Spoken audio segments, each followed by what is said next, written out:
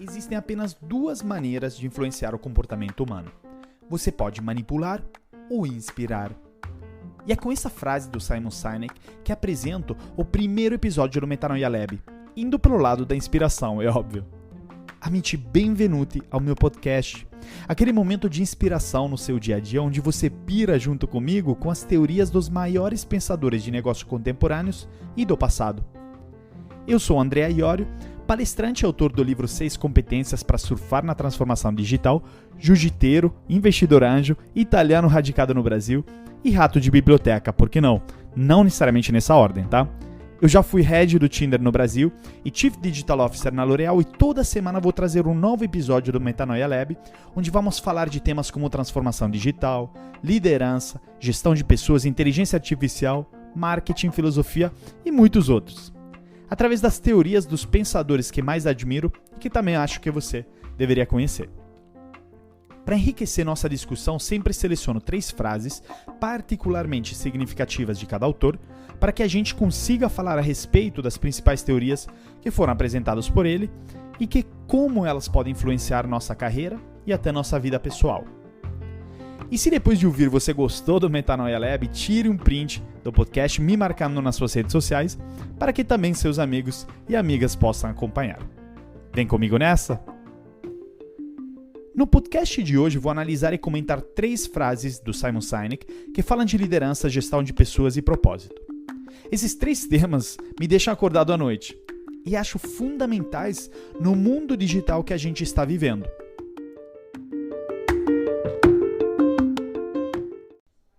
Agora, falar sobre o Simon Sinek é sempre uma honra e cá para nós um desafio, né?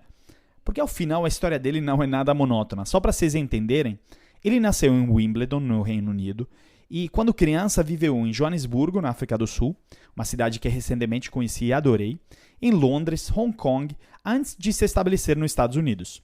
Agora, com certeza, o pequeno Simon naquela época já tinha acumulado uma bagagem boa para questionar alguma das falsas certezas que a gente vive nesse mundo, né?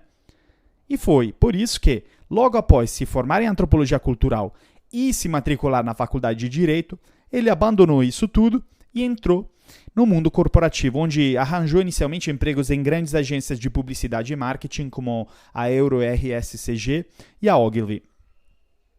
Agora, como profissional de marketing, ele naturalmente procurava sempre uma maneira melhor de fazer e comunicar as coisas. Ele ouvia muito nessas empresas frases como não é assim que fazemos por aqui. Mas a criatividade dele lhe permitiu encontrar essas novas maneiras de realizar tarefas e entregar projetos. Ele se demonstrava bastante único já dentro dessas empresas. Mas depois de alguns anos e bastante frustrações por aí, assim como a gente vive às vezes em empresas tradicionais, em 2002 ele deixou esse ramo e fundou a própria empresa de marketing. E foi aí que começou a sementinha do Simon Sinek que a gente conhece nos dias de hoje.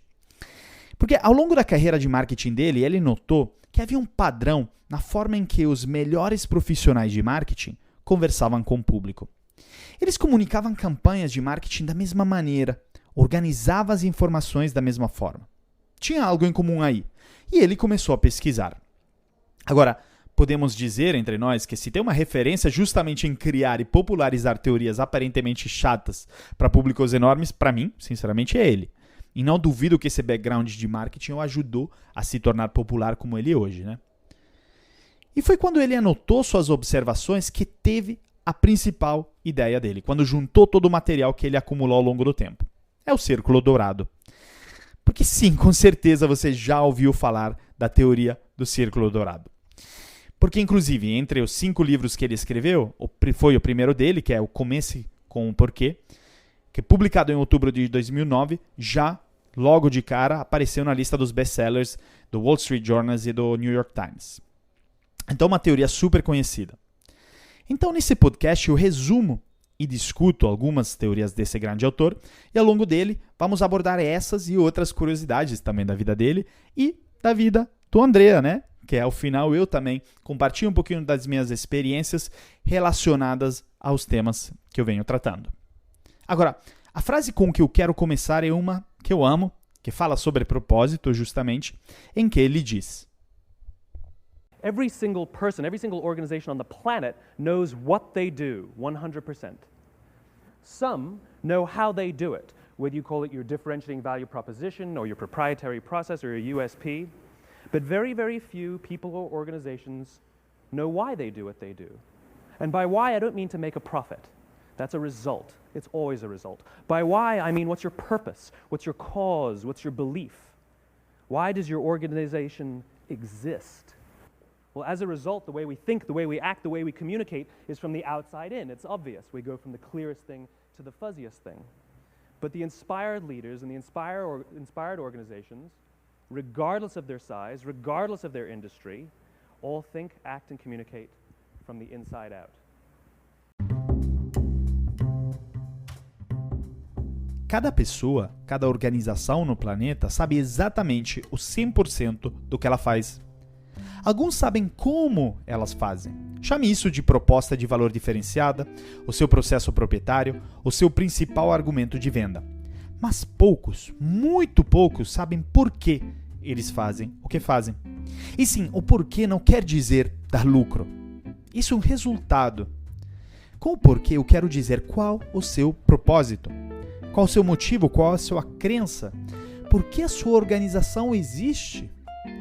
Bem, como resultado, do modo como pensamos, agimos, nos comunicamos, normalmente é de fora para dentro, começando pelo quê.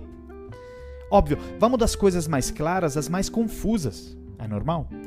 Mas os líderes inspirados, as organizações inspiradas, pouco importa o tamanho, o que fazem, mas todos pensam, agem e se comunicam de dentro para fora, começando pelo porquê.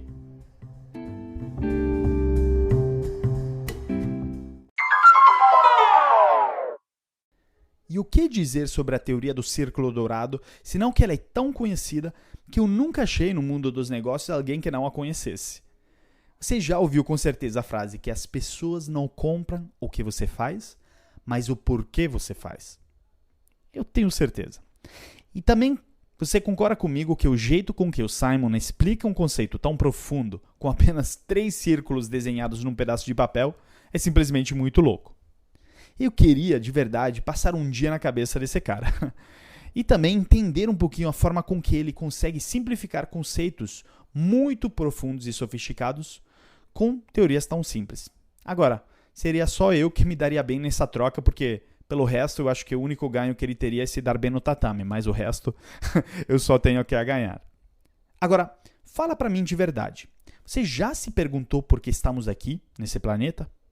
Qual o significado de nossas vidas? Qual o nosso propósito? Você pode não perceber, mas nos perguntamos isso todos os dias, desde o começo dos tempos. Meus ancestrais, provavelmente 2000 anos atrás lá na Roma do Júlio César, também se perguntavam isso. E eu tenho certeza que você também se pergunta essas coisas, faz parte, é normal. Saber o que nos move dá um rumo e um foco às nossas vidas que você nunca teria imaginado. Mas de frequente o propósito fica meio escondido, né? E é preciso procurá-lo bastante.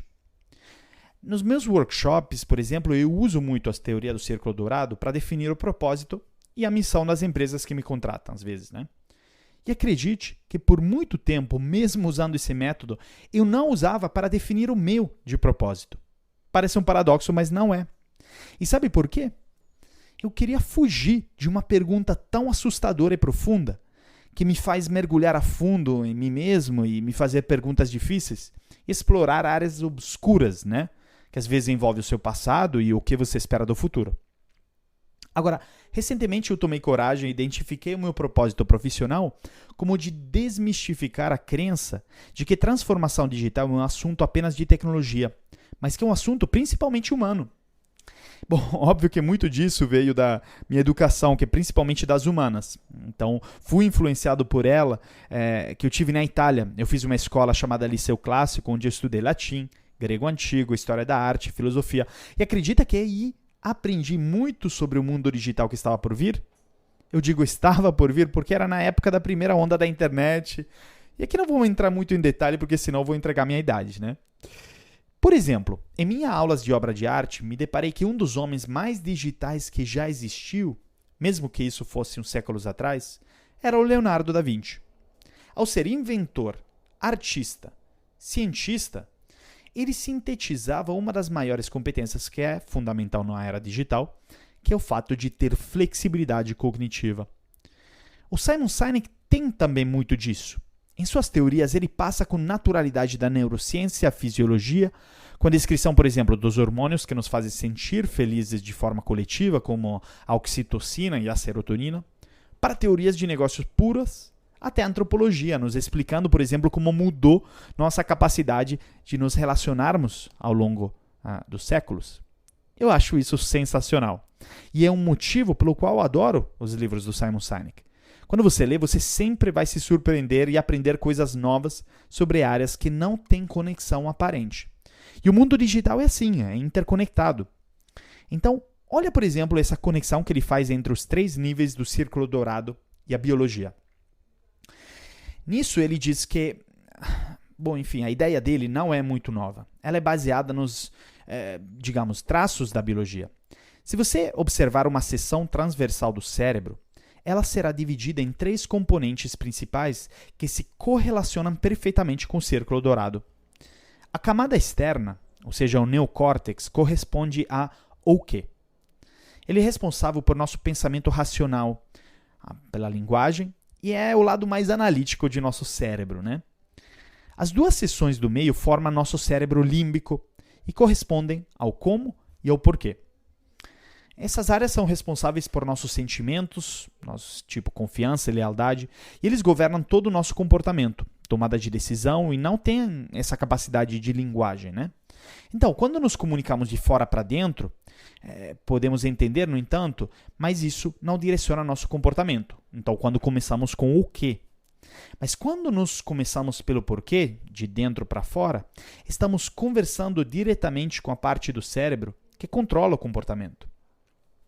E como isso aplica aos negócios, né? Porque, ao final, né, a neurociência não diretamente está vinculada, mas, ao final, ela está. Eu acho fundamental, neste caso, percebermos os exemplos que ele traz, como o caso da Apple, né? É uma empresa que, de fato, começa pelo porquê. E ele diz que, ao final, a Apple não faz apenas ótimos computadores. Quando os executivos e nas estratégias de marketing da Apple, eles não dizem apenas, olha, fazemos ótimos computadores, eles são fáceis de se usar, com um design bonito. Quer comprar um? Mas, enfim, eles dizem outras coisas, que vão muito além disso, porque isso todos falam. Você deve se perguntar, André, mas isso é o que toda empresa de computador sabe e pode dizer, não é? Mas pense bem, na verdade, o que a Apple te diz é, em tudo o que fazemos, nós estamos desafiando o status quo das coisas. Sim, nós pensamos diferente e se você for usar nosso produto, você também é como a gente. Olha a mensagem 10.000 vezes mais poderosa. E tem várias outras empresas que começam pelo porquê, como a Patagônia, né, que fazem, roupas de montanha, a companhia aérea Virgin. E quando falamos da Disney também, eu acho que é uma empresa muito movida a propósito. Mas vamos voltar um momento para a Apple, empresa que conversa bastante com o público mais novo, e se perguntar, tá bom, mas André, isso, será que se aplica à geração Z, né, os nascidos de 95 para frente? Porque às vezes a gente pensa, mas será que propósito é tão importante ainda hoje? Eu digo que sim, e que pelo contrário é cada vez mais importante. Porque eu estava lendo um recente estudo da McKinsey que diz que a geração Z, ao final, é a geração da verdade. Ou seja, não tem mais como esconder deles, como empresa, a verdade nua e crua do que a empresa faz, de como trata os funcionários e, de fato, de qual o propósito que a move. Seja como consumidores, mas ainda como funcionários. Outro relatório, né, da Deloitte, eu li que o motivo número 1 de escolha da geração Z na hora de um emprego é se o líder desta empresa abraça causas sociais e ambientais de forma genuína, ou seja, se está conectado com um propósito maior. Então, olha a importância disso também para atrair talentos, que eles se conectam com o propósito da sua empresa. Agora, exploramos bastante essa parte de propósito, então agora vamos mais a fundo no tema de liderança apresentado por ele com a seguinte frase. When we stand together, we can more easily face the dangers outside, When we break up inside our companies, if our leaders don't allow us a space to feel safe inside our own companies, to feel like we belong, then we're forced to exert our own energy to protect ourselves from each other. And, by the way, expose ourselves to greater danger from the outside. If you have to worry about politics, if you have to worry about someone stealing your credit, if you have to worry about your boss not having your back, think about the energy you invest, not in your business, not in the products you're trying to develop, not in your work, not in how great you're producing, not in your creativity, but in just keeping yourself feeling safe. This is destructive. The responsibility of leadership is two things. One, to determine who gets in and who doesn't get in. This is what it means to start with why. What are our values? What are our beliefs? Who can we allow in? Second thing is to decide how big this is. How big do we make the circle of safety? How big do we make the circle of belonging? Do we keep it around just our C-level executives and call it an inner circle and allow others to try and fend for themselves and maybe try and get into our inner circle? Or do we extend it to the outermost edges of the organization? Great leaders extend the circle of safety, the circle of belonging, out to the outermost edges, so the most junior person feels like they belong, feels safe.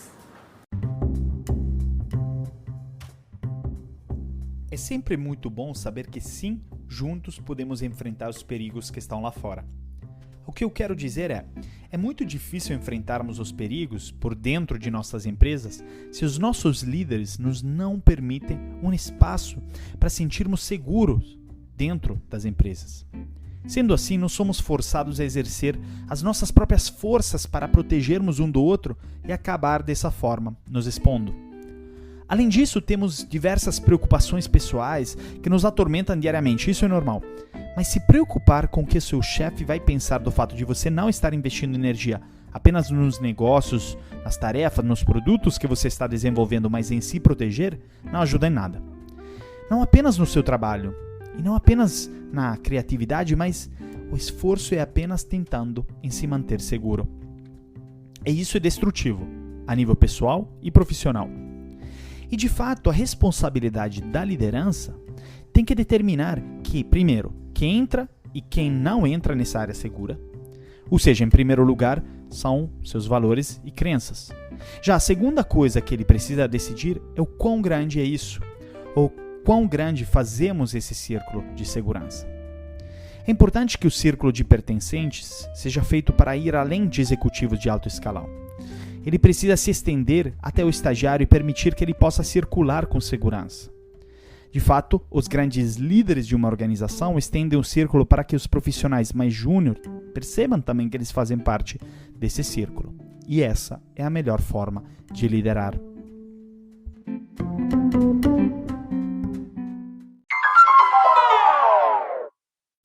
Aqui o Simon Sinek nos fala que entre as principais responsabilidades de um líder, talvez a mais importante é de criar o que ele chama de círculo de segurança. Já deu para notar que ele adora círculos para explicar coisas complexas, né? Desde os 3 círculos do círculo dourado até chegar nessa teoria. Mas então, o que é esse tal de círculo de segurança? E esse lugar, que porém, atenção, é um lugar que não necessariamente é físico, pelo contrário, é um lugar que é formado por times, por valores, por cultura de empresa, onde você se sente seguro que nenhuma politicagem, nenhuma meta de curto prazo, sei lá que for, nenhum medo, faça você entregar abaixo do seu potencial. E para melhor explicar a importância do círculo de segurança, o Sinek conta a seguinte fábula do Esopo, né?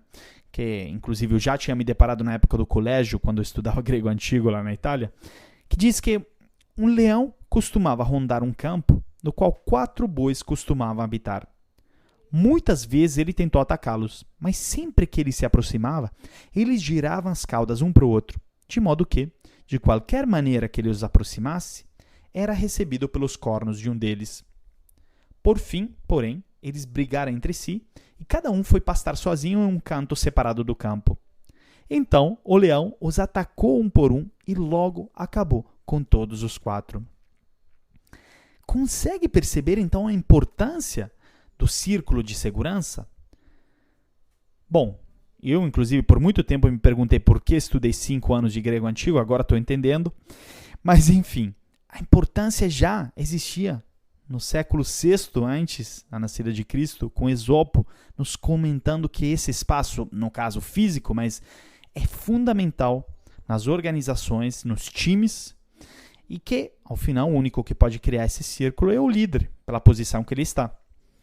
Porque além de escolher as duas características desse círculo, como comentou na frase, né, o círculo nasce a partir do exemplo e da demonstração de vulnerabilidade do líder. E não é um acaso que o livro sobre liderança do Sinek chame Leaders Eat Last, ou seja, os líderes comem por últimos, se referindo a algumas práticas do exército americano, onde os militares de mais alto escalão costumam esperar que todas as tropas tenham se alimentado bem para elas mesmas comer. Isso faz o líder descer do pedestal e criar um ambiente de cooperação e sucesso. Mas qual é o mecanismo atrás disso? E eu vou te contar através de um exemplo. Vamos supor que sexta-tarde, né, à noite, de fato, você sai para um happy hour depois do trabalho, exagera bastante, né, com a cerveja e faz o erro de mesmo assim pegar o carro, que não se faz. Bom, aí você, parado na lei seca, e precisa dar um jeito para retirar o carro. Agora, nessa altura do campeonato, sei lá, são as 2 da manhã, você liga para aquele amigão de confiança, que sempre pode contar, que provavelmente estava cochilando em casa e, mesmo assim, troca de roupa, pega um Uber até você e te salva dessa. Agora, se eu te perguntar, ou perguntarmos para ele por que ele fez isso, de sacrificar o sono dele ou a sexta-noite, eu aposto 1.000 euros, sei lá o que for, que ele vai responder, porque o fulano teria feito o mesmo para mim. Não é? Óbvio que esse é um exemplo bobo, mas você sempre ouve essa resposta em casos, mesmo de pessoas arriscando a própria vida, até para salvar desconhecidos. Por que isso? Porque quem faz tem a confiança que os outros vão fazer por ele. E é por isso que criar um círculo de confiança é fundamental para fomentar a colaboração na empresa.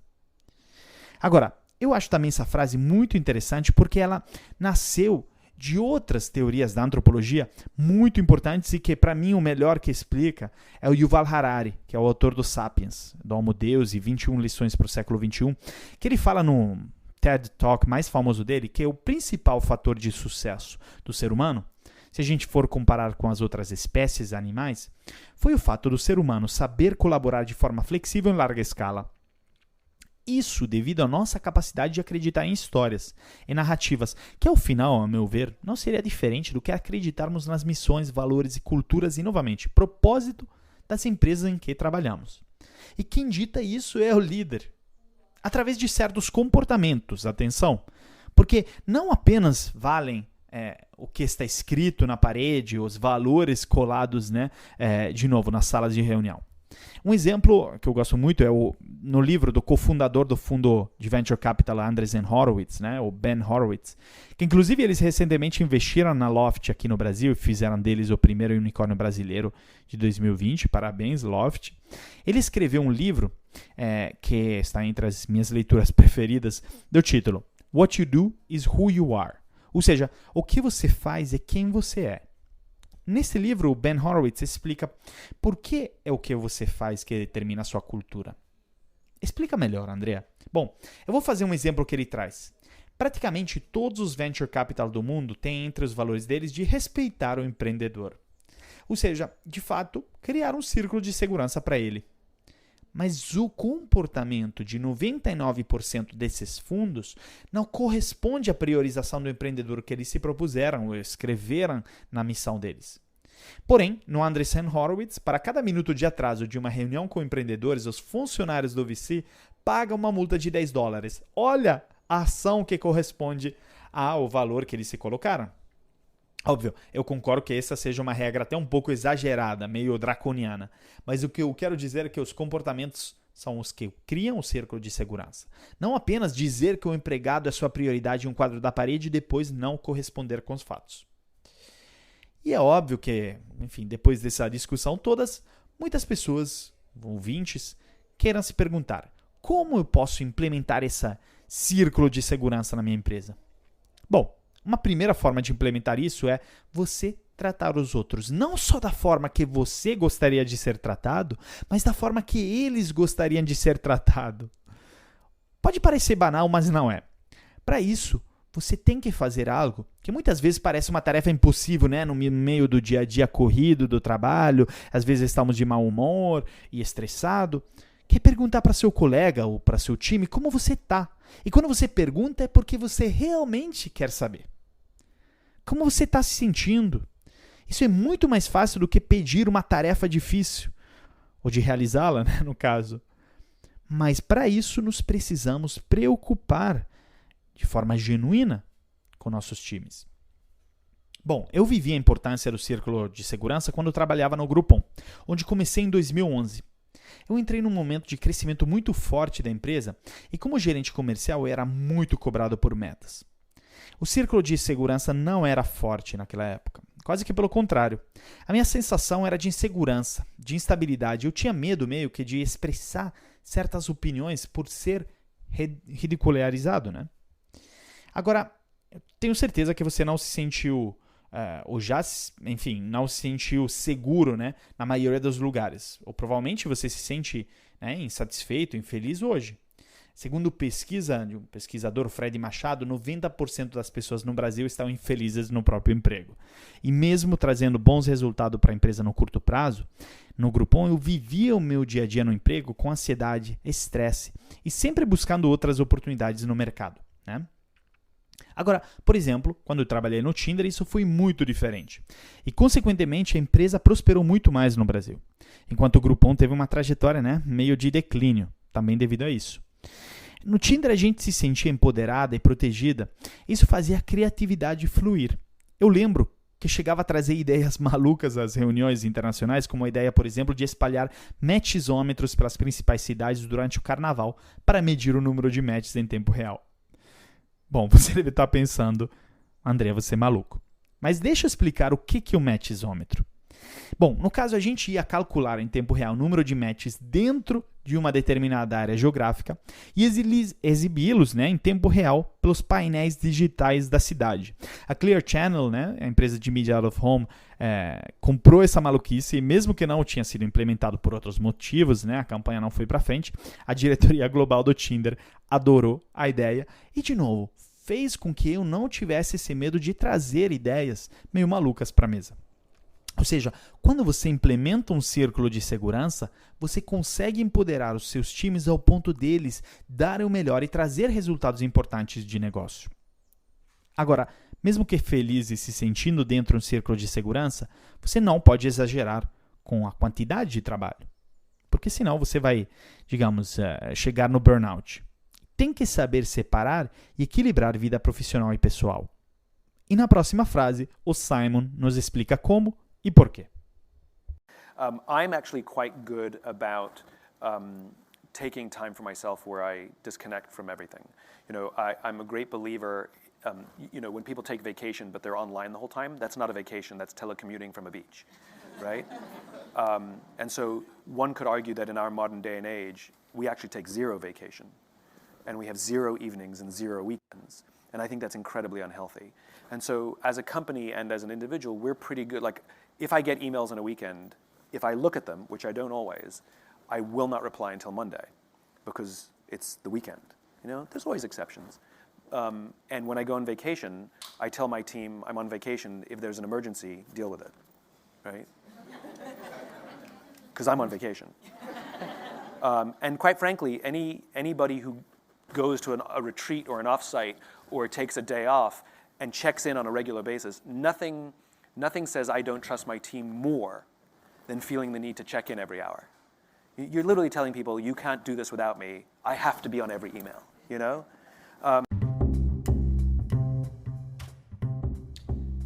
Na verdade, sou muito bom em tirar um tempo para mim mesmo, onde eu consigo me desconectar e descansar a minha mente. Sim, eu sou um bom defensor das pessoas que gostam e sabem aproveitar suas férias. Porém, é importante saber distinguir o perfil dessas pessoas, até porque conhecemos bastante pessoas que ainda quando estão de férias, se mantêm online o tempo todo. Ou seja, é claro que elas não estão totalmente de férias, ainda que estejam indo para a praia ou algo do tipo. Na verdade, nessa época da Idade Moderna, se tornou muito comum tirarmos férias e termos 0 noites de descanso, o que acaba sendo muito prejudicial, tanto para as empresas como para os indivíduos. De fato, estamos em um ciclo que requer muito cuidado. Explico. Muitos de nós já passamos pela situação de recebermos um e-mail em um fim de semana e ficamos aflitos para respondê-los antes da segunda-feira. Claro, sempre há exceções, e quando vou de férias, eu sempre digo para minha equipe que estou de férias. E se houver alguma situação de emergência, eu estarei ali, pronto para ajudar. Mas, entretanto, é importante entender que, francamente, qualquer pessoa que está de férias ou tira um day off e fica dando cheque regularmente na equipe dele, deixa evidente a desconfiança na sua equipe.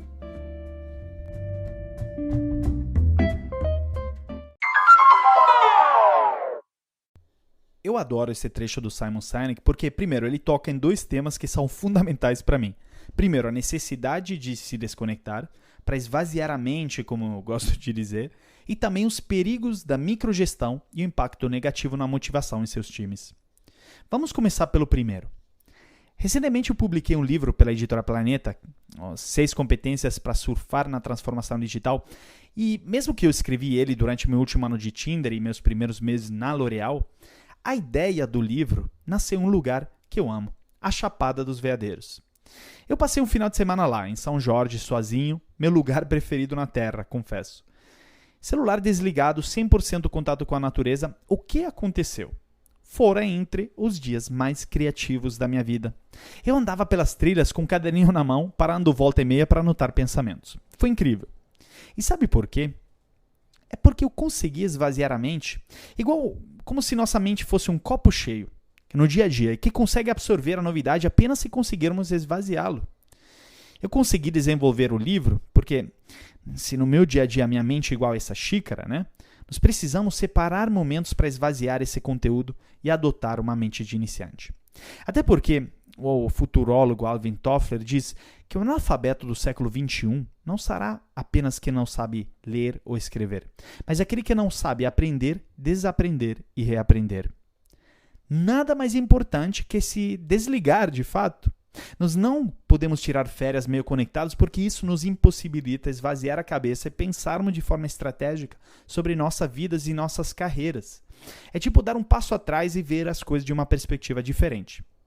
Ninguém quer ver as coisas igual ao dia a dia durante as suas férias. E o segundo ponto é onde ele fala de microgestão. Porque se de fato você precisa constantemente checar o que a sua equipe está fazendo, você está demonstrando para eles que não confia neles. Simples assim. Sobre esse tema, eu resgatei um tweet de 2014 do mesmo Simon, que diz que um chefe que microgerencia é como um treinador que quer entrar no jogo. Os líderes orientam e apoiam, e depois se sentam para torcer do lado de fora. E eu particularmente acho quase impossível não concordar com isso, até por ter vivido isso na pele. Em 2011, quando o Groupon me contratou a ser gerente comercial em Belo Horizonte, primeiramente eu até achei que eles tivessem se enganado porque eu não tinha experiência nem comercial, nem gestão de pessoas, então achei que eles tivessem se enganado ao me contratar, mas me jogaram lá, mesmo assim. E confesso que nos primeiros 6 meses eu devo ter sido o pior gestor de sempre de cada membro da minha equipe. Extremamente inseguro, eu tinha a obsessão de checar constantemente o status das negociações da equipe. Eu chegava até a medir o número de ligações feitas por dia de cada executivo de venda e eu sempre cobrava mais, óbvio. Inútil dizer que os resultados não estavam chegando. E não só isso, mas outras coisas estavam indo embora junto aos resultados financeiros. A saúde do meu time. Eu descobri isso quando um dia uma menina do meu time me pediu para conversar. Eu chegar no escritório com olheiras e olhos cheios de lágrimas, ela disse que não estava conseguindo dormir ultimamente, por causa do estresse do trabalho. E que naquela mesma noite ela teve um pesadelo. Eu estava correndo atrás dela em um hotel abandonado e quando ela se trancou num quarto, eu não parava de bater na porta. Meio Jack Nicholson no Iluminado, né? Meio assustador. Aí ela acordou super assustada e disse, chega, eu tenho que falar com a Andrea. Bom, não é necessário ser um expert em interpretação de sonhos para entender que, simplesmente, ela estava no limite.